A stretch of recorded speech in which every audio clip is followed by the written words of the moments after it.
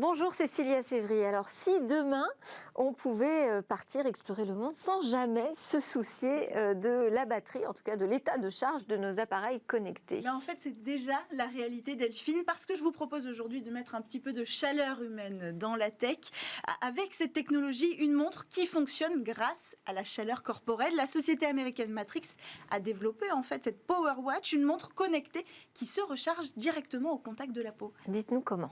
Alors, c'est grâce à la thermoélectricité. C'est l'électricité générée par un phénomène physique présent dans certains matériaux. C'est un phénomène qui va lier en fait le flux de chaleur avec un flux d'électricité.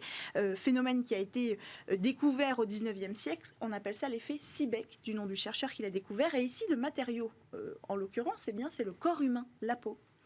Comment on fait donc pour utiliser cette propriété pour charger un appareil électronique? Alors on a découvert ça dans une université du Colorado. En fait, il faut le bon conducteur pour utiliser la chaleur qui est perdue. Parce que notre corps, la température à l'intérieur, c'est environ 37 degrés Celsius, mais à l'extérieur, c'est plus de 33 ou 34 degrés. Donc il faut récupérer cette chaleur qui s'échappe de notre corps. Et pour ça, dans la montre, il y a un module semi-conducteur. C'est un module qui a les caractéristiques d'un isolant, mais qui va laisser passer les électrons, un matériau nanostructuré qui agit comme un conducteur de la chaleur. Et une fois la chaleur captée, isolée, eh bien on va pouvoir utiliser l'électricité qu'elle a apportée grâce là à un matériau conducteur en électricité. Il n'y a aucun risque de surchauffe? Non, parce que la chaleur, une fois dépouillée de ses électrons, va être par le même mécanisme refroidie.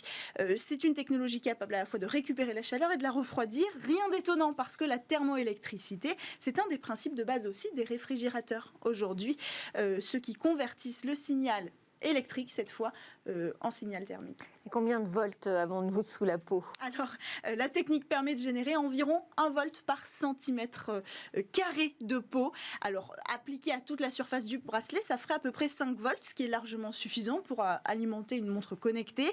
La montre, elle accumule l'énergie quand elle est collée à notre poignet sur notre peau ici. Et dès qu'on la retire, elle se met en veille, mais pas complètement. On peut toujours lire l'heure et surtout, il y a toujours l'enregistrement des données puisqu'on parle d'une montre connectée. Et ensuite, quand on la remet, eh bien, elle se remet à charger. Et donc, contrairement, même s'il y a des montres très performantes qui tiennent 48 heures, ici, on n'a plus besoin de se soucier jamais de changer les piles de sa montre. Les domaines d'application, rapidement? Alors, le sport extrême, par exemple, les marathoniens, etc., c'est la cible de cette marque qui vend sa solution séparément, mais qui la vend aussi. Donc, avec cette montre-là, qui n'est pas forcément la meilleure sur le marché, parce que si elle a développé cette super technologie, c'est pas la plus au point au niveau de la géolocalisation, par exemple. Mais on peut imaginer aussi des appareils à glycémie sur le corps, ou mieux, de mettre cette technologie dans les pacemakers, et des chercheurs français sont sur le coup. Merci beaucoup Cécilia Sévry. Merci à tous de nous avoir suivis. À suivre le Lab, le rendez-vous Pitch, les entreprises du numérique. Moi je vous dis à demain pour de nouvelles discussions sur la tech.